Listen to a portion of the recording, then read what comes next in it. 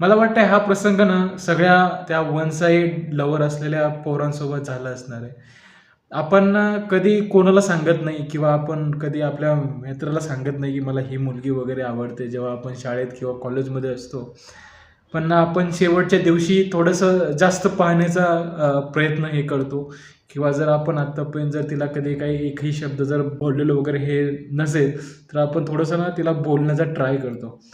असं मला वाटते बऱ्याच लोकांचं झालं असेल, की थोडंसं ना शेवटच्या दिवशी वाटतं, की यार ही मुलगी परत दिसेल, नाही दिसेल. कारण शाळेनंतर किंवा कॉलेज नंतर ना प्रत्येकाचे रस्ते हे थोडेसे वेगवेगळे होतात. असं वाटतं, की परत यार कधी आयुष्यात कधी परत भेट होईल की नाही? त्याच्यामुळे ना मला असं वाटतं, की शेवटचा जो कॉलेजचा किंवा शाळेचा जो दिवस असतो ना, तो या बाबतीत खूप इम्पोर्टंट असतो. कारण प्रत्येक लव्ह स्टोरी तिथे संपण्याचे त्याचे चान्सेस असतात.